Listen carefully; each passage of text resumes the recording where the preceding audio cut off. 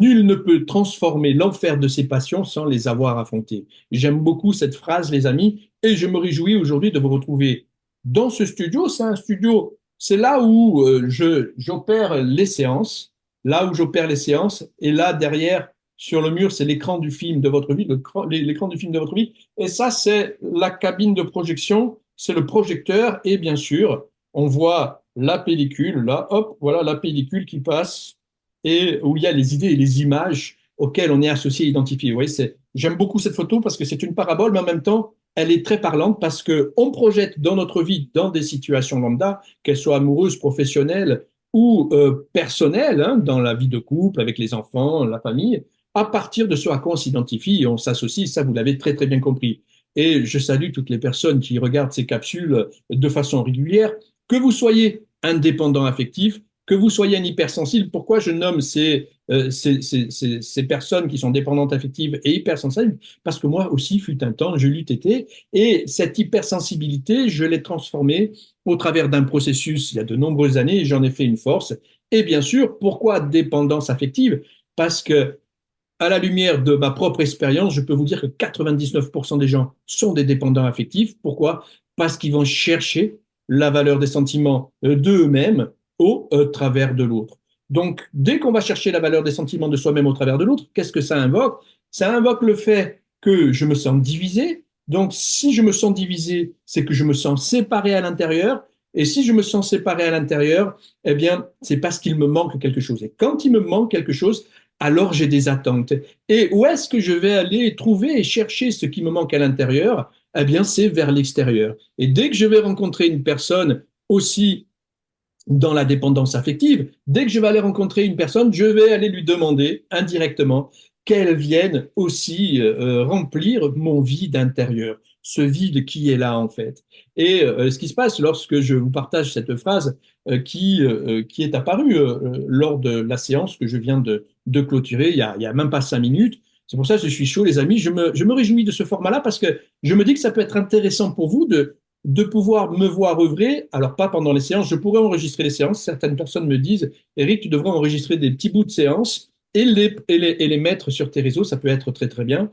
Et alors, dites-moi ce que vous en pensez, si vous avez envie que j'enregistre des bouts de séances, et pour que ça puisse venir vous parler plus spécifiquement sur des sujets que l'on traite dans le processus UPA, parce que c'est, comment dirais-je, c'est très intéressant de pouvoir aussi aller jusque-là. Et donc voilà, je suis dans mon studio avec moi lorsque je suis sur Zoom avec les personnes que j'accompagne quand elles sont à distance en France ou à l'étranger. Donc, nul ne peut transformer l'enfer de ses passions sans les avoir affrontées. Et aujourd'hui, je te prendre l'exemple de cas d'une, d'une ancienne dépendante affective qui aujourd'hui ne l'est plus, puisqu'elle a œuvré dans un process qui est le process UPA où elle a compris sa dépendance affective par rapport à ce qui se jouait à l'intérieur d'elle-même, dans sa division, dans sa séparation et dans ce qu'elle mettait en place dans ses relations. Et tout simplement dans une comment dirais-je, une soirée faite professionnelle, elle rencontre une personne et à partir de cette rencontre, d'un coup, il y a une animation intérieure qui se met en place. C'est la température, c'est l'adrénaline, c'est la dopamine, c'est les endorphines, c'est le corps qui commence à se mouvoir. Et là, à ce moment-là, elle sent une excitation à l'intérieur de son être qui est un sacré indicateur. Alors, on peut prendre cet indicateur comme, comment dirais-je, comme un appel à l'autre, un appel à l'amour, un appel à la joie, un appel à la transcendance lorsqu'on rencontre cette personne. Et d'un coup, ah, on revient dans un personnage qu'on a mémorisé. Et là, à ce moment-là, c'est soit le petit garçon ou la petite fille qui se met en place. Et là, en l'occurrence, c'est une partie de l'enfance qui s'est mise en place parce que cette personne-là, elle s'est sentie transportée et attirée par une personne. Et, et lorsqu'elle s'est sentie attirée par cette personne, alors elle a échangé avec cette personne, sur divers sujets de conversation, mais c'est vite arrivé sur la conversation, je suis intéressé par toi, tu m'intéresses, tu t'intéresses à moi, je m'intéresse à toi, tu t'intéresses à moi, je m'intéresse à toi. Ils se sont intéressés l'un à l'autre, mais seulement cette personne dont je parle, qui a été intéressée par cette personne, qui était très attirée, hein, on appelle ça le feu de l'amour intérieur, c'est l'enfer des passions. Donc, et ce qui se passe, c'est que à ce moment-là, euh, même en tant qu'ancienne dépendante affective, elle a été happée. Ça a été plus fort qu'elle, ce conditionnement, vous savez. Et je viens de dire, l'excitation peut être un indicateur. Et cet indicateur, c'est quoi? À un moment donné, quand on est dans un désir d'aimer et d'être aimé spécifique que l'on a mémorisé depuis la très tendre enfance, cet indicateur, c'est un indicateur d'un conditionnement. Le conditionnement de comment j'ai appris à me positionner dans ma relation face à mes archétypes féminins et masculins. Parce que vous savez, et si vous ne le savez pas, je vous le communique, lorsqu'on a un enfant, on a le père et la mère, et ce qui se passe, c'est qu'on va idéaliser un des deux, on va prendre sa position, et plus tard, dans nos relations, on va se positionner dans l'idéal de celui qu'on a sélectionné sur les deux, et dans nos rapports, on va aller chercher eh bien l'autre parent en fait. Et en sachant que dans les relations, eh bien les générations se croisent. Donc, ce qui se passe, c'est qu'à ce moment-là, elle a été très transportée par cette personne et quand cette personne lui dit, mais je suis en relation avec une autre personne et tout, donc d'un coup, ça a pu se, hop, ça, on a pris de la distance. On a pris de la distance. Cette personne a pris de la distance quand elle a appris que l'autre personne était déjà en couple, mais elles avaient un intérêt commun, toutes les deux, et, et que ce soit chez l'une comme chez l'autre. Et ce qui se passe, c'est que malgré le fait qu'elle ait appris ça, il y avait un côté d'elle-même qui disait, bah non, si elle est en couple, ben je vais, voilà, non pas que je vais battre en retrait et m'enfuir et m'en aller, mais je vais avoir une intention qui va être différente. Je vais continuer à échanger avec cette personne.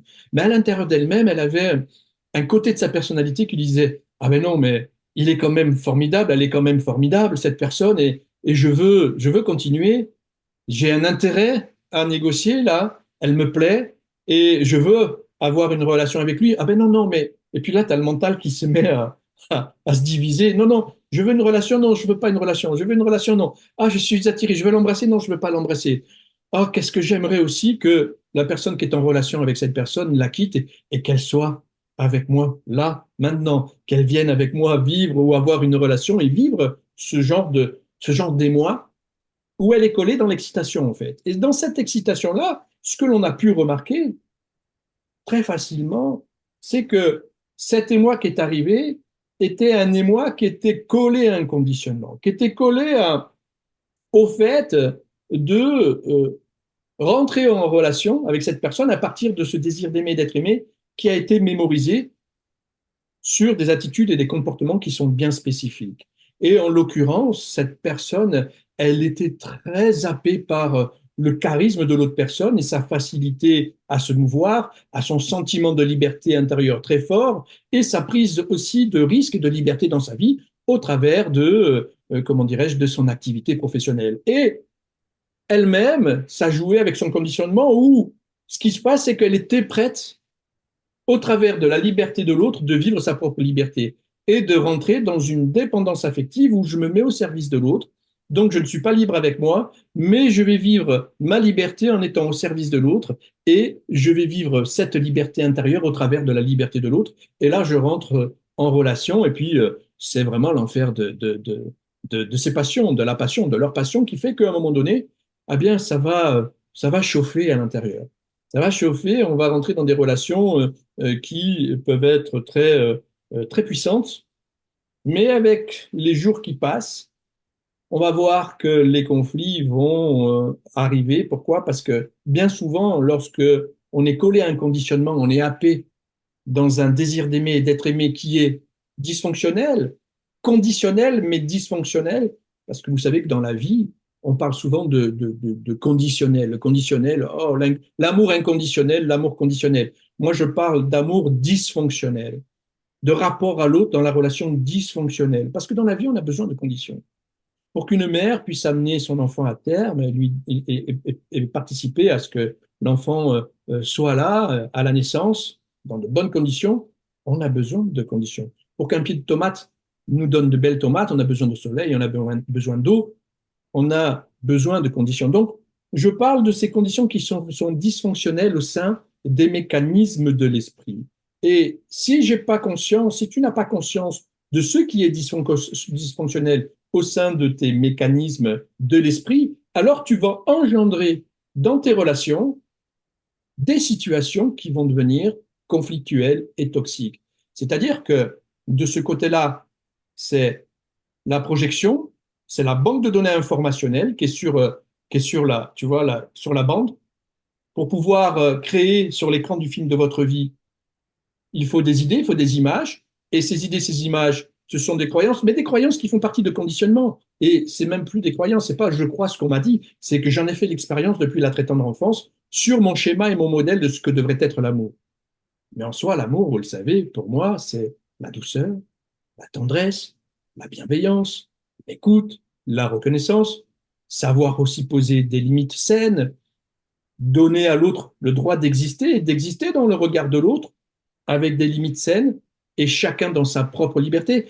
On appelle ça des besoins fondamentaux. Et ce qui se passe, c'est que lorsque l'on n'est pas nourri depuis la très tendre enfance dans ce processus-là, alors on va être assujetti à des traumas, à des blessures, on va mettre des attitudes et des comportements que les personnages qui sont là, vous les voyez, vont à un moment donné mettre en place dans les relations. Et dans la relation, qu'est-ce que nous faisons dans un premier temps? C'est que, comme on se sent divisés, séparés, en manque, donc on va aller chercher à l'extérieur ce que l'on pense qui nous manque. Mais qu'est-ce qui fait, qui crée le fait qu'on manque de quelque chose? C'est simplement, là c'est l'écran, là, c'est où il y a le disque dur, la BDI, vous projetez à partir de vos conditionnements. Là, c'est le scénario de votre vie, c'est votre modèle, c'est vos conditionnements. Et vous projetez à partir de ça. Et vous projetez à partir de vos mécanismes de l'esprit qui ont mémorisé au sein de l'amygdale et de l'hippocampe, dans le cerveau limbique, au travers du nerf vague qui lui aussi envoie l'information jusque dans le système nerveux, et puis aussi tout le reste du corps que le cerveau, dans sa globalité, l'intégralité, les messages qui sont en cohérence aussi avec ce que vous captez de l'extérieur. Et lorsque vous captez une personne à l'extérieur, au niveau de votre inconscient, votre cerveau, déjà pour lui, tout ce qui se joue à l'extérieur est un danger. Mais lorsque vous êtes en lien avec une personne qui a des conditionnements qui se jouent avec les vôtres, qui jouent avec les vôtres, donc automatiquement, qu'est-ce que vous faites? Vous allez vous projeter à l'extérieur, parce qu'au lieu de regarder l'information qui a créé le conditionnement et la douleur et la souffrance, indirectement, vous allez demander à l'autre qui vienne vous nourrir au niveau de votre information, donc d'un point de vue énergétique, parce qu'il va vous donner de l'attention, donc de l'énergie.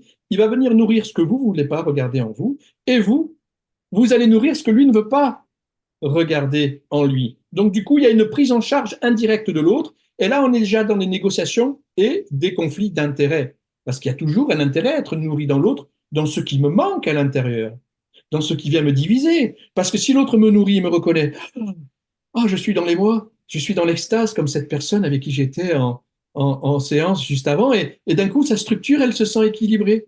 Elle est là, elle est dans la jouissance de l'instant et du moment. Mais ce qui est en train de jouir, c'est le conditionnement dysfonctionnel à partir duquel elle a fondé sa personnalité et plus spécifiquement son rapport à l'amour. C'est aussi simple que ça, les amis. Alors, je vais un peu vite dans cette capsule pour vous donner dans une limite de temps un maximum d'informations, parce que je ne veux pas vous garder très longtemps, mais ce qui se passe, c'est comme ça que l'on fonctionne en tant qu'être humain. Et quand on dit nul ne peut transformer l'enfer de ses passions sans les avoir affrontées, ça nous demande, bien sûr, non pas de les affronter dans la bagarre, mais de pouvoir les accueillir et accueillir même ces pensées de ah, ah, c'est tellement bon avec lui, il est tellement en train de me nourrir au niveau de mes conditionnements et de ce que je ne veux pas voir.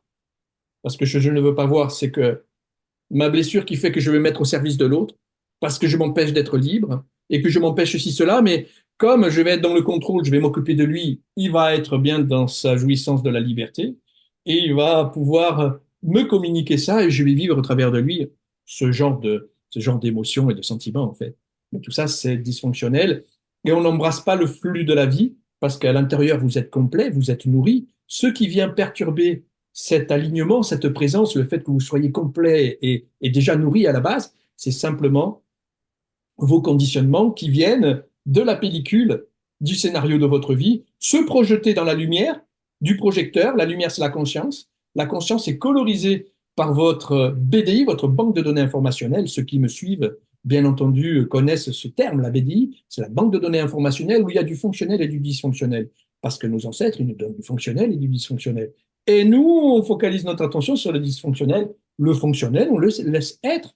Hein, il n'y a pas de raison de s'occuper de ça. Et ce qui se passe, c'est que la lumière, c'est-à-dire vous, la conscience que vous êtes, vous projetez sur vos conditionnements et là, vous faites apparaître au travers de vos perceptions, vos ressentis, et vous allez créer et magnétiser dans vos relations des circonstances données qui vont faire qu'à un moment donné, vous allez vivre ceci ou cela de dysfonctionnel en ce qui concerne le dysfonctionnel. Donc, ce qui se passe, c'est que il est tout à fait recommandé de passer dans une analyse de la situation, parce que je pourrais dire que quand je parle de l'enfer des passions et de devoir les affronter, c'est pas les affronter avec la bagarre, je disais il y a quelques instants, mais c'est de rentrer dans une analyse informationnelle, comportementale et émotionnelle et au niveau des sentiments, afin de pouvoir se décoller de ce qui est en train de jouer et d'accepter aussi toutes les pensées qui pouvaient arriver. Comme cette personne, elle avait du mal d'accepter le fait que, ah ouais, je suis allé jusqu'à penser que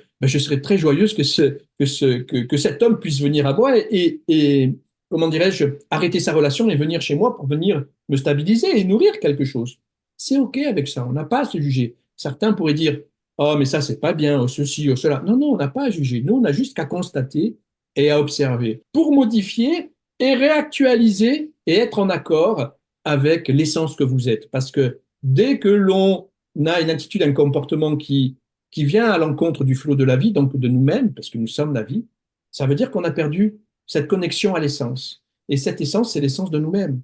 Donc, lorsqu'on revient à notre essence, on est là, on est dans l'observation, et après, on focalise notre attention, notre essence, notre énergie au travers des différents domaines de vie. Et c'est ce que je vous invite, les amis, à faire. Donc, c'est passer par ce processus qui est un processus, bien sûr. Je vais vous montrer une chose, tenez, parce que comme je suis au bureau, je vais peut-être pouvoir vous montrer, vous partager ça. C'est revenir dans cet espace. Ah voilà, c'est celui-ci. Vous voyez, les amis, voilà, c'est ce slide-là. C'est revenir dans une compréhension. On va cartographier afin que vous puissiez conscientiser pourquoi vous vivez des expériences conflictuelles et bien sûr les attitudes et les comportements, que ce soit dans la relation de couple, dans la chambre à coucher. Bien souvent, on s'écarte du corps, de l'exercice de l'amour, de la joie, du bien-être et du corps. On a des problématiques avec les enfants, avec la femme, on a des problématiques et l'homme, on a des problématiques avec le rapport à l'argent, on a des problématiques au travail où on se crêpe le chignon. Donc, c'est de pouvoir revenir dans cet espace où on se positionne en toute responsabilité et en toute autonomie et voir ce qui se joue en nous, au-delà du jugement et de la critique. On doit être simplement observateur pour revenir en accord dans cette présence. C'est se sentir prêt à accueillir la vie dans une grande joie et ici et maintenant, bien sûr, en cohérence avec l'extérieur, parce qu'on voit très bien qu'à l'extérieur, eh bien, c'est pas toujours la grande joie de vivre, et on peut s'apercevoir de ça aujourd'hui, que ce soit en France ou internationalement, mais c'est d'être ce leader conscient, ce capitaine à bord qui va nous permettre de pouvoir œuvrer de la meilleure des façons. Et pour cela, on a besoin de faire déjà pour sortir du conflit, parce que vous savez que le conflit, c'est l'essence du drame, passer par ce processus qui est analytique, intellectuel, mental, de la compréhension des mécanismes de l'être humain, et aussi dans l'intégralité de l'être, dans l'intégralité du corps et dans l'intégralité des émotions. Ça, c'est très important de descendre jusque dans les pieds afin de pouvoir être dans une bonne, quand je dis une bonne, pas de mauvaise, mais dans une présence qui est juste pour vous, à la lumière de la conscience que vous avez de vous-même. Et d'ailleurs, pour ceux qui regardent cette vidéo et qui est à Paris, sachez que dès la première semaine du mois de mars, il y a la réouverture de l'atelier UPA où on va libérer la parole, où on va libérer les émotions, les sentiments. Et libérer la parole, c'est très important parce que c'est le premier pas justement pour revenir dans une expression de soi, une communication plus saine en fait. Et c'est libérer la parole des conditionnements. Donc ceux qui sont à Paris, qui sont proches, si vous désirez venir à cet atelier, vous allez avoir des outils formidables qui sont inédits et que aussi j'ai proposé pendant plus de 15 ans à toutes les personnes et dans le domaine artistique, c'était des acteurs qui venaient pour être dans une présence très, très, très juste, très spontanée et instantanée. Donc, ils avaient besoin de passer par une transformation de tout ce blabla mental et des conditionnements aussi. Donc, il y a plein de choses et plein de surprises qui vont se passer lors de cet atelier. Donc, je vous invite à venir pour ceux qui sont proches de Paris. Et bien sûr, la prochaine étape, parce que lorsqu'on parle de conflit, le conflit, c'est l'essence du drame. Donc, à un moment donné, cette personne s'est retrouvée en conflit. Pourquoi? Parce que, comme je l'ai écrit sur ce post-it, l'excitation peut être aussi un indicateur d'être collé à un conditionnement. L'excitation physique, l'excitation de la rencontre. Quand vous rencontrez une personne, et surtout en amour, quand on répète des séquences, il est possible que vous soyez sur un conditionnement. Donc, vous avez besoin d'être vigilant et de pouvoir vous décoller de l'écran du film de votre vie pour arriver à la prochaine étape où derrière, on arrive dans le corps, comme c'est présenté sur ce slide-là, les pensées, les émotions, les croyances, les conditionnements et les mécanismes mentaux qui, eux, sont reliés, bien sûr, à l'information. Et ça, c'est ce que nous faisons, soit dans l'atelier ou soit ici, présentement, dans le process UPA. Donc voilà, les amis, dites-moi si ça vous intéresse que je puisse aborder des thèmes comme ça entre deux capsules qui sont très brûlants, puisque on est on est dans le, comment dirais-je, dans l'accomplissement du process et je peux me sentir aussi inspiré par l'histoire que l'on vient me partager et vous donner une approche qui pourrait vous-même euh, vous ouvrir l'esprit et comprendre vos fonctionnements. Et en ce qui concerne l'atelier, ben, je me réjouis pour ceux qui vivent à Paris, je me réjouis de vous accueillir et de pouvoir explorer avec vous en direct. Ça va être en direct. Et là, c'est très, très, très puissant puisque on a vraiment un écosystème bienveillant, serein, et on est dans cette intégralité de l'être où on va focuser sur libérer la parole, libérer les émotions, libérer les sentiments et aussi libérer la parole à propos des conditionnements en intégrant aussi le corps, les émotions dans l'instant, sans se mentir à soi-même. Et ça, c'est formidable parce que c'est le meilleur moyen de pouvoir faire des percées de repousser justement les limites de façon saine et de façon bienveillante. Donc, les amis, je me réjouis d'avoir passé ce temps avec vous dans la capsule. Je vous dis, prenez soin de vous et à bientôt.